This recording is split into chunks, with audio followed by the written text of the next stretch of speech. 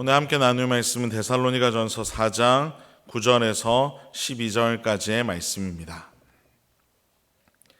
신약성경 332면에 있는 데살로니가전서 4장 9절부터 12절까지의 말씀을 저와 성도님들이 한 절씩 교독하고 마지막 12절은 함께 읽도록 하겠습니다.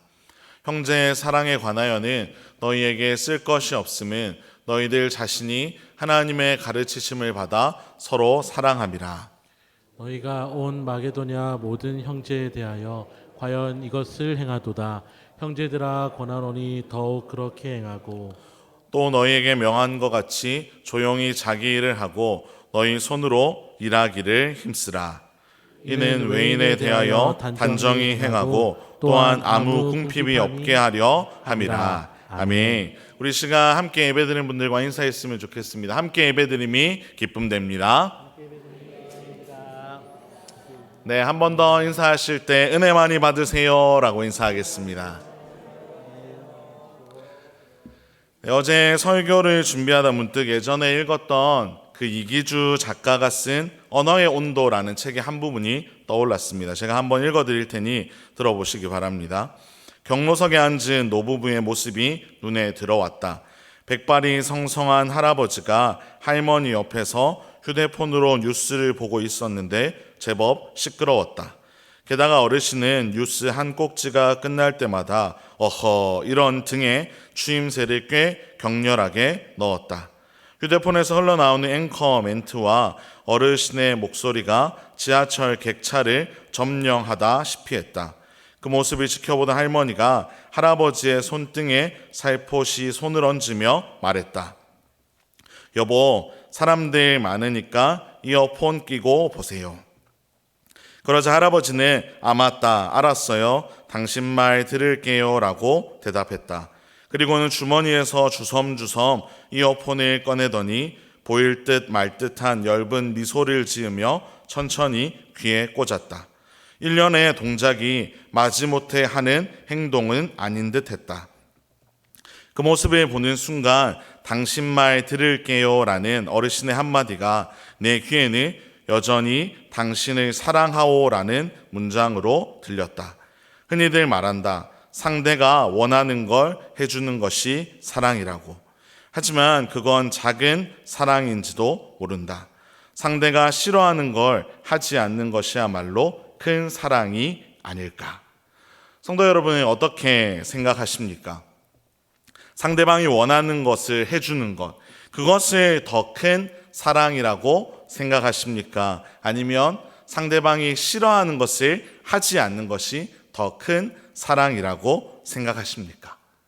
사실 어떤 것이 더 큰 사랑이냐는 것은 개인에 따라 달라질 수 있습니다. 하지만 분명한 것은 두 가지 모두가 다 사랑의 표현이라는 것입니다. 상대방을 사랑하는 마음으로 그가 좋아하는 것을 해주고 상대방을 사랑하는 마음으로 그가 싫어하는 것을 하지 않는 것, 그건 모두가 사랑의 모습이기 때문입니다. 그러한 의미에서 오늘 우리가 읽었던 이 본문은 사랑의 두 가지 측면을 다 다루고 있습니다.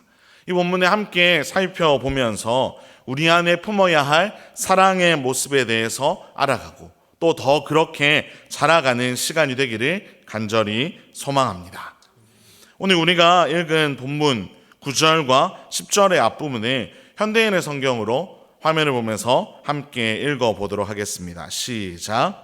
형제를 사랑하는 것에 대해서는 이미 여러분이 서로 사랑하라고 하나님에게 배웠기 때문에 더 말할 필요가 없는 줄 압니다. 사실 여러분은 마케도니아에 있는 모든 성도들에게 이 사랑을 실천하고 있습니다. 아멘. 9절을 보시면 이렇게 시작합니다. 형제 사랑하는 것에 대해서는. 사실 여기 형제의 사랑이라는 말을 그 원래의 의미는 본래 피를 나는 형제나 자매 간의 사랑을 의미합니다. 하지만 바울은 여기에서 형제를 사랑하는 것을 이야기할 때 좀 더 그 영역을 확장시킵니다. 바로 그리스도의 피로 한 형제된 그 형제 간의 사랑을 여기에서 표현하고 있습니다. 주 안에서 사랑하는 성도 여러분, 우리는 예수 그리스도의 보혈로 하나님의 자녀가 되었습니다. 이것을 믿으십니까? 또한 그리스도를 믿는 우리 모두는 한 형제요 한 자매인 것을 여러분 믿으십니까? 우리는 우리의 아버지 되시는 하나님께서 우리를 자녀 삼아 주시고 우리에게 한 가지 명령을 주셨습니다. 그것은 바로 서로 사랑하라는 명령입니다. 이것을 좀 더 잘 드러내주는 표현이 요한일서에 나오는데요. 우리 요한일서 4장 20절에서 21절을 함께 세 번역으로 읽어보도록 하겠습니다. 시작. 누가 하나님을 사랑한다고 하면서 자기 형제 자매를 미워하면 그는 거짓말쟁이입니다. 보이는 자기 형제 자매를 사랑하지 않는 사람이 보이지 않는 하나님을 사랑할 수 없습니다. 하나님을 사랑하는 사람은 자기 형제 자매도 사랑해야 합니다. 우리는 이 계명을 주님에게서 받았습니다. 아멘. 하나님께서는 우리에게 아주 명확하게 이 명령을 주셨습니다. 보이는 형제, 자매를 사랑하지 않는 사람이 어떻게 보이지 않는 하나님을 사랑할 수 있냐고 물으시면서 하나님을 사랑하는 사람은 당연히 그의 형제, 그의 자매를 사랑해야 함을 하나님 우리에게 말씀해 주셨습니다. 그런데 성도 여러분, 이것이 쉬우십니까? 절대로 그렇지 않습니다. 실제로 피를 나눈 형제, 자매를 사랑하는 것도 참 어렵습니다. 제가 이전에도 한번 말씀드린 적이 있는데 저에게 누나가 3명이 있습니다. 14살, 12살, 8살이나 차이 나는 누나들인데요. 저와 누나들의 관계는 좀 머니까 그렇다 치고요. 누나들끼리의 관계를 제가 어릴 때 유심히 보면 하나 되는 것이 참 힘들다는 것을 많이 느꼈습니다. 같은 피를 가진 존재이지만 자기들의 생각이 다르고 원하는 것이 다르고 성격도 다르다 보니 서로가 서로에게 맞춰서 사랑하는 것이 참 쉽지 않을 때가 많이 있었습니다. 그러니 그리스도의 피로 형제, 자매가 된 우리 성도들이 서로를 사랑하며 살아가는 것은 저절로 되는 것은 아닙니다. 자라온 환경도 다르고요. 살아온 시간도 다르고요. 성격도 다르고 좋아하는 것도 다르기에 하나님께서는 이 관계 안에 있는 우리를 향해서 이런 형제, 자매를 사랑하는 영역에 있어서 바울을 통해 우리에게 아주 중요한 지침들을 허락해 주고 있습니다. 그것이 11절에 기록이 되어 있는데요. 우리 데살로니가전서 4장 11절 말씀을 함께 읽어보겠습니다. 시작. 형제들아 권하노니 더욱 그렇게 행하고 또 너희에게 명한 것 같이 조용히 자기 일을 하고 너희 손으로 일하기를 힘쓰라. 아멘. 바로 오늘 본문을 통해서 형제의 사랑을 위한 3가지 지침을 우리에게 주고 있습니다. 먼저 첫 번째가 무엇이냐면 조용히 자기 일을 하라는 것입니다. 어느 모임이든지 그 모임에는 말하기를 좋아하는 사람들이 있습니다. 그런데 여러분도 아시다시피 말하기를 좋아하는 사람들은 일하는 것을 별로 좋아하지 않습니다. 자신의 에너지를 말하는데 다 쏟다 보니 저절로 일하는 것은 좀 소홀하게 됩니다. 더군다나 다른 사람들이 일할 때조차도 남의 일에 간섭하면서 참견하고 심지어 비난하기까지 하는 일이 종종 발생하는 것입니다. 그래서 바울은 우리에게 조용히 자기 일을 하라고 권고합니다. 바울 당시에는 사실 그런 사람들이 더 많이 있었습니다. 그럴 땐 종말론적인 생각을 가진 많은 사람들이 데살로니가 지역에 살고 있었는데요. 그들은 종말을 기다리면서 그저 가만히 앉아 있었습니다. 그들은 무엇인가 일을 하는 것이 아니라 그저 곧 종말이 올 것이라고 생각하면서 가만히 종말을 기다리고 있었던 것입니다. 그런데 그들이 가만히 기다리면서 무슨 일을 했을까요? 말하는 것을 계속하는 겁니다.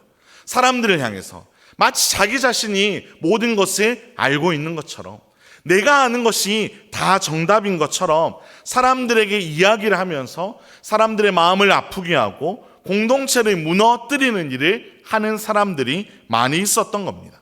그래서 바울은 데살로니가 후서 3장 11절에서 그런 존재들을 이렇게 이야기합니다.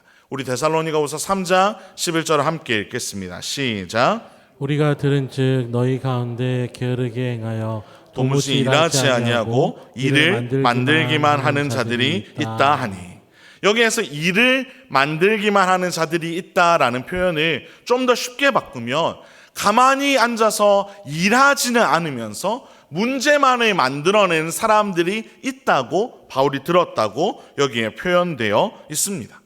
그저 말을 하면서 일은 전혀 하지 않은 채 말만으로 사람을 괴롭히고 사람에게 상처를 주면서 사람을 힘들게 하는, 그래서 교회 안에 문제를 만들어낸 사람들이 있었다고 바울은 표현하고 있습니다.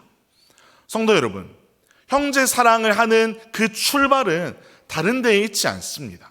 그저 묵묵히 자기에게 맡겨진 일을 해나가는 것, 다른 사람들을 비난하기보다 하나님이 나에게 이 시간, 이 순간에 맡겨주신 일을 하나 둘씩 해나가는 것, 이것이 형제 사랑의 시작임을 여러분들 기억하시기를 간절히 소망합니다. 바울을 통해 하나님이 우리에게 주시는 형제 사랑을 위한 두 번째 지침은 바로 너희 손으로 일하기를 힘쓰라는 것이었습니다. 여기서 주목해야 할 표현은 바로 너희 손입니다. 이미 앞서 조용히 자기의 일을 감당하라고 했던 바울은 이제 그 일을 하는 데 있어서 우리의 손으로 일하기를 힘쓰라고 좀 더 구체적인 지침을 주고 있습니다. 바울은 왜 여기에서 너희 손이라는 표현을 사용하면서 구체적으로 이야기를 하고 있을까요? 당시에 사람들은 손으로 일하는 것은 오직 노예들의 몫이라고 생각했습니다. 또 동시에 어떤 그리스도인들은 다가올 재림에 대해서 생각하면서 손으로 하는 노동에 우리의 시간을 쓰는 것이 아니라 말씀을 전파하는 것 같이 영적인 일에만 관심을 두어야 한다는 사람들이 꽤 많이 있었습니다.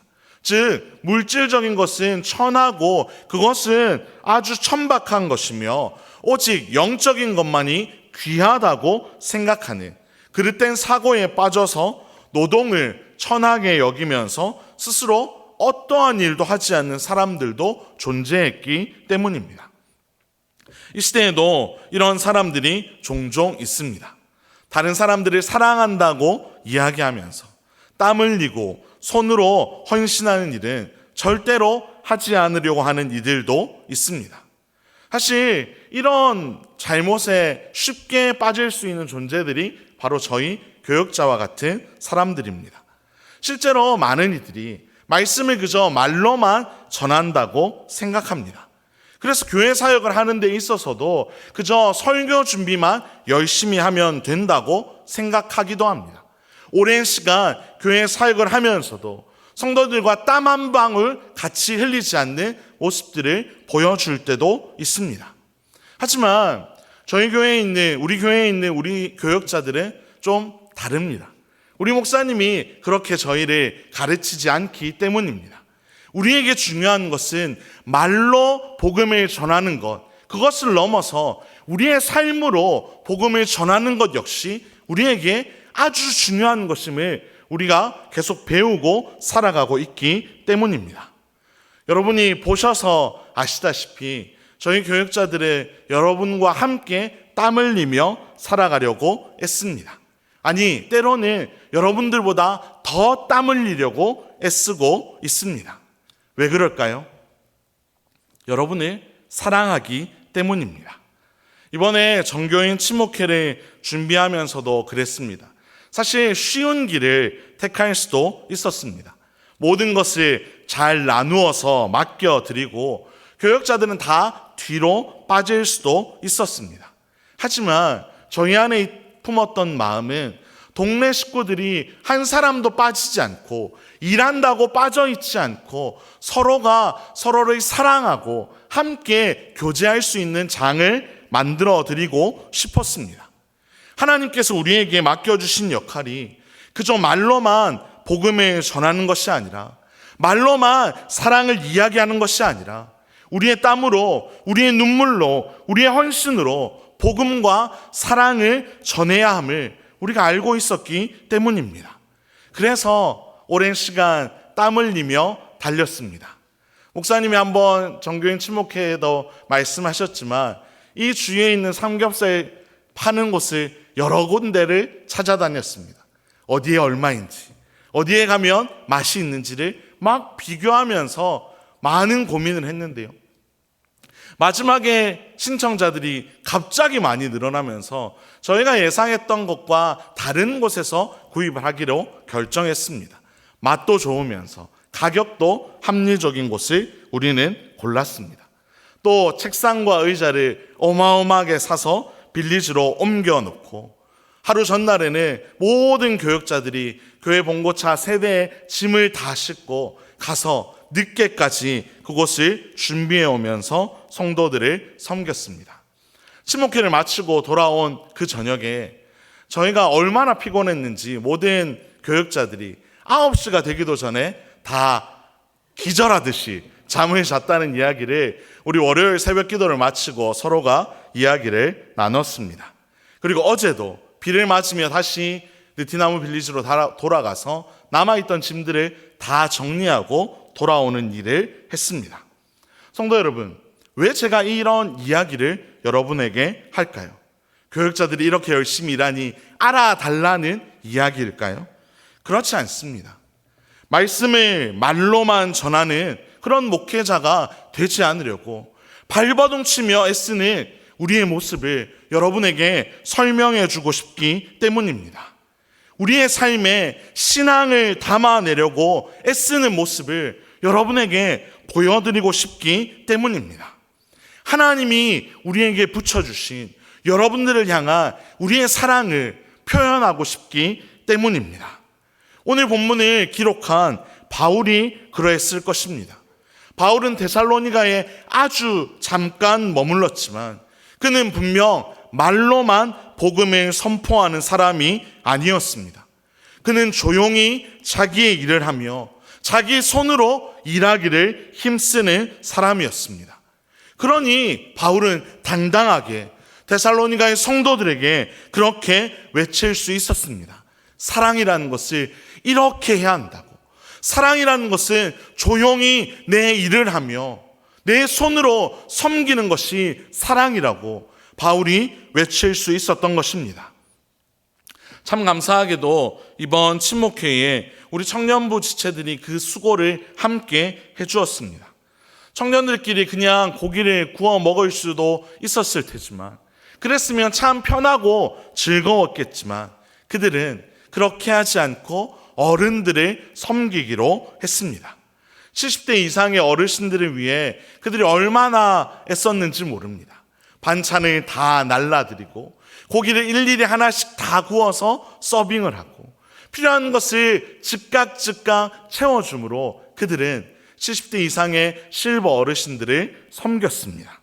그리고 그들의 섬김 덕분에 70대 이상의 어르신들도 참 그 시간을 즐길 수 있었고 70대 이하의 우리도 그 일을 섬기지 않아도 되고 서로의 동네에만, 각자의 동네에만 집중할 수 있었던 것입니다.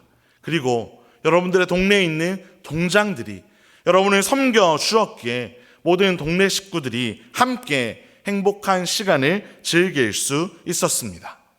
주 안에서 사랑하는 성도 여러분, 이처럼 우리의 형제의 사랑의 모습은 자기에게 맡겨진 일을 묵묵히 감당하고 우리의 손으로 일하기를 힘쓸 때 밝게 빛난다는 것을 기억하시기를 간절히 소망합니다. 우리 형제의 사랑의 모습은 그저 마음으로 하는 것이 아님을 반드시 기억하시기를 소망합니다. 우리가 드러내며 살아가야 하는 사랑의 모습은 철저히 우리의 손으로, 우리의 헌신으로 해야 하는 것을 저와 여러분이 기억하며 살아가기를 간절히 소망합니다. 이 형제 사랑에 대한 바울의 지침이 여기에서 끝나는 것 같지만 사실 앞부분에 아주 중요한 지침이 있었습니다. 그것이 바로 10절의 뒷부분에 기록되어 있는데요. 우리 10절 하반절 말씀을 화면을 보면서 함께 읽어보도록 하겠습니다. 시작. 그러나 우리는 형제 여러분들이 더욱 힘써 그렇게 할 것을 권합니다. 우리가 놓치지 말아야 할 세 번째 지침이 무엇이냐면 더욱 힘써 사랑하는 일을 계속하는 것입니다. 사실 데살로니가 교회는 형제 사랑을 너무나 잘하고 있었던 공동체였습니다. 그래서 9절에서 바울이 형제 사랑에 대해서는 너희에게 더 쓸 것이 없다고 이야기하며 본문을 시작했습니다. 하지만 바울은 그렇게 잘하고 있다고 해서 데살로니가의 성도들에게 이 정도면 충분하다고 이야기하지 않습니다. 이 정도면 할 만큼 했다고 이야기하지도 않습니다. 바울은 대신에 더욱 힘써서 이 사랑하는 일을 계속하라고 그들에게 당부합니다. 성도 여러분, 진짜 사랑은 만족함이 없습니다. 진짜 사랑하면 해주고 더 해줘도 또 해주고 싶은 마음이 생겨나는 것입니다. 아무리 해주어도 내가 부족한 것처럼 내가 해준 것이 너무 작게 느껴지는 것이 진짜 사랑할 때 우리 안에 생기는 감정입니다. 하나님이 우리에게 부어주시는 사랑의 모습이 이와 같습니다. 하나님의 사랑은 끝이 없습니다. 하나님께서는 지금까지 한 번도 우리를 떠나지 않으시고 우리를 사랑하고 계십니다. 우리가 수없이 하나님의 마음을 아프게 하고 하나님을 실망시키고 하나님께 등 돌리고 하나님을 속상하게 할 때가 있지만 수없이 넘어지고 또 넘어지고도 그렇게 살아가지만 하나님 우리를 포기하지 않으십니다. 지금까지 베풀어 주신 그 하나님의 사랑을 이야기하면서 내가 이 정도면 너희에게 할 만큼 했다고 하나님은 말씀하지 않으십니다. 하나님은 너희를 끝까지 사랑한다고, 우리를 끝까지 사랑한다고 말씀하시며 그 사랑을 이어가고 계십니다. 사랑받을 자격이라고 하나도 없는 우리를 향해 하나님은 여전히 너희는 나의 사랑이라고 이야기하며 하나님의 사랑을 아낌없이 부어주시며 세상 그 어떤 것으로도 끊을 수 없는 사랑으로 우리의 삶을 인도하고 계십니다. 성도 여러분, 그 사랑을 입은 우리가 그 사랑으로 살아가야 할 줄로 믿습니다. 이 정도면 우리가 할 만큼 했다고 이야기하는 것이 아니라 이 정도면 우리가 더 이상 할 수 없을 만큼 했다고 이야기하는 것이 아니라 우리의 사랑은 우리를 향해 한없이 부어주시는 그 하나님의 사랑을 닮아 끝없이 사랑으로 나아가야 할 줄로 믿습니다. 우리의 사랑의 깊이도 우리의 사랑의 영역도 하나님이 그러하듯이 날마다 확장되어야 갈 줄로 믿습니다. 우리의 사랑이 정말로 하나님을 닮아 그 사랑의 모습으로 우리의 공동체를 세워가는데 저와 여러분이 쓰여지기를 간절히 소망합니다. 하나님은 이 사랑을 우리에게 명령하시면서 이 사랑이 우리에게 필요한 또 하나의 이유를 말씀해 주십니다. 바로 12절인데요. 우리 12절의 화면을 보면서 함께 읽도록 하겠습니다. 시작. 이는 외인에 대하여 단정히 행하고 또한 아무 궁핍함이 없게 하려 함이라. 네, 여기 개역 개정에서는 외인에 대하여 단정히 행하고 라고 번역이 되어 있지만 NIV 성경이나 현대인의 성경에서는 불신자들에게 존경을 받을 것이며 라고 번역되어 있습니다. 즉 하나님을 알지 못하는 이들이 우리가 사랑하는 모습을 통해서 우리를 존경하게 된다고, 더 나아가 우리의 모습을 통해서 하나님께 영광이 된다고 이 말씀을 우리에게 선포하고 있습니다. 그리고 또 하나의 이유, 우리가 사랑할 때 우리 공동체 안에 우리가 각자 자기의 일을 묵묵히 해나가고 자신의 손으로 서로를 섬길 때 우리 안에 부족함 없는, 궁핍함 없는 공동체가 세워진다고 우리에게 약속하고 있습니다. 성도 여러분, 우리가 이 귀한 사랑을 함께 해나갈 수 있기를 간절히 소망합니다.